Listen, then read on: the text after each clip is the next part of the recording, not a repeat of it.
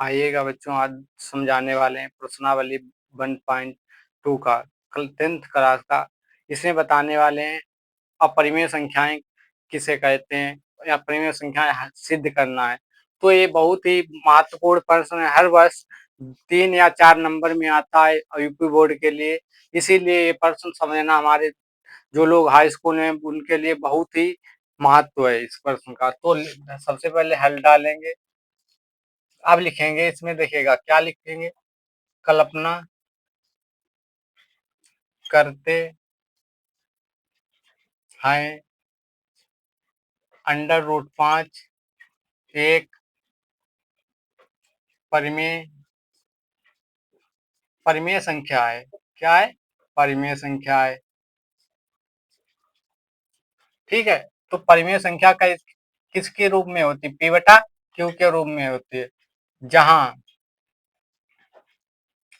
जहां क्या नहीं होना चाहिए? Q इक्वल टू 0 नहीं होना चाहिए, और P और Q और Q सहअभाज्य संख्याएं होनी चाहिए। कैसी होनी चाहिए? सहअभाज्य संख्याएं होनी चाहिए। सहअभाज्य संख्याएं होनी चाहिए।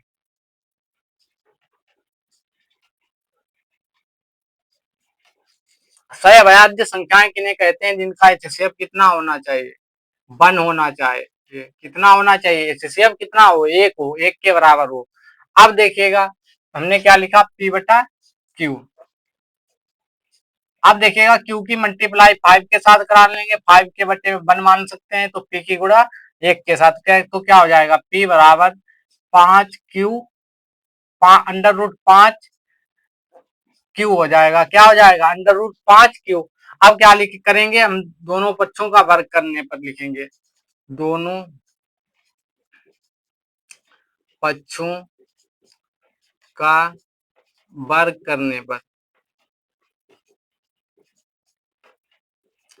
अब दोनों पक्षों का वर्ग करेंगे तो यहाँ पे क्या हो जाएगा? P² बराबर √5 का वर्ग करेंगे तो क्या हो जाएगा? Q का वर्ग करेंगे तो Q² √5 की, यानी √5 की गुणा कर कितनी बार करानी है? 2 बार। जब √5 की गुणा 2 बार कराएंगे तो कितना हो जाएगा? 5 मान लीजिए √3 होता, इसकी गुणा कितनी 2 बार कराते तो 3 हो जाता। ऐसे ही √7 होता तो इसकी भी √7 और √60 की गुणा 2 बार कराएंगे तो कितना हो जाएगा? 7 हो जाएगा। तो यहाँ पर कितना हो जाएगा? 5 हो जाएगा। P² बराबर 5Q²। इसको क्या मान लेंगे? समीकरण 1 मान लेंगे। अब देखिएगा लिखेंगे इसमें Q² P² 5 से विभाजित है। क्या है? 5 से विभाजित है। कैसी है? क्या है? विभाजित है। तो एवं क्या है? P² 5 से विभाजित है तो P भी क्या है? 5 से विभाजित होगी।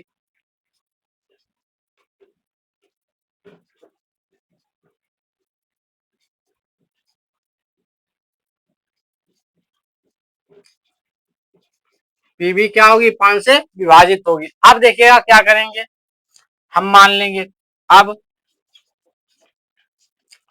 P बराबर क्या मान लेंगे? 5m मान लेंगे। क्या मान लेंगे? 5m, यानी 5m रखने पर P बराबर कितना रख देंगे? 5m। तो P बराबर कितना रख रहे हैं? 5m।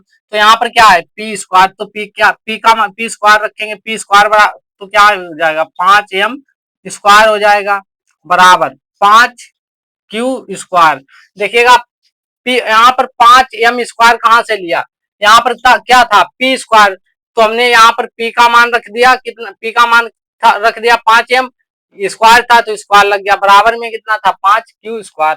अब क्या करेंगे? देखिएगा इनका वर्ग करेंगे। 5 का वर्ग 25, m का वर्ग स्क्वायर, m² बराबर 5Q²। 5 से 25 को विभाजित करेंगे कितना आ जाएगा? 5, यानी 5m² बराबर Q²।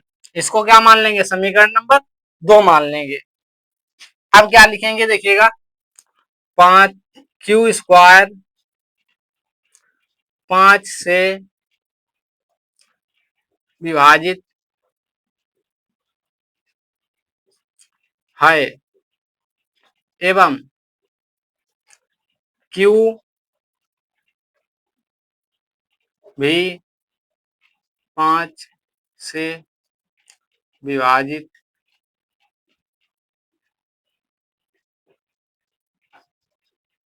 होगा। देखिएगा क्या है हमारा क्यू स्क्वायर किससे 5 से विभाजित है, तो क्यू भी क्या होगा 5 से विभाजित होगा। अब क्या लिख लेंगे देखिएगा, अब लिखेंगे समीकरण नंबर 1 व 2 से। समीकरण नंबर 1 व 2 से क्या देखिएगा मिल रहा हमें, यहाँ पर कितना मिल रहा है एचसीएफ सभी का इनका 5-5 मिल रहा, कितना मिल रहा 5-5, लेकिन एचसीएफ कितना होना चाहिए, एचसीएफ बराबर होना चाहिए 1 होना चाहिए, कितना होना चाहिए 1 होना चाहिए, लेकिन एचसीएफ कितना आ रहा 5 आ रहा। तो हम यहाँ पर लिखेंगे देखिएगा, इधर लिखेंगे हम यहाँ हमारी गलत, यहाँ देखिएगा या नीचे लिखिएगा यहाँ हमारी गलत कल्पना के कारण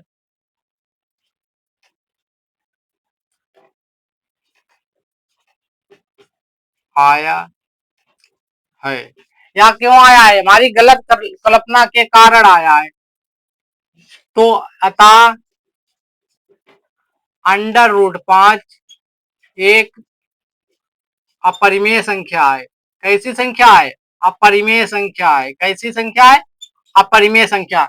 हमारा क्या आया था √5 एक परिमेय संख्या, लेकिन क्यों आया था, क्योंकि हमने गलत कल्पना की थी, यानी गलत माना था, इसी के कारण क्या आया था परिमेय संख्या। लेकिन हम क्या है, हमारी √5 एक अपरिमेय संख्या है। इस वीडियो को अब अगर मान लीजिए 5 की जगह पर 7 √7 होता तब भी ऐसे होता, √3 होता फिर भी ऐसे होता, √9 होता, √11 होता, कितना होता √11 होता, फिर भी यही यही नियम लगेगा सभी में। इसी नियम से सभी संख्या क्वेश्चन हल होंगे। बहुत ही महत्वपूर्ण है, इसको जरूर सभी लोग देखिएगा और करके देखिएगा, क्योंकि 3 4 नंबर में बोर्ड एग्जाम में जरूर आता है।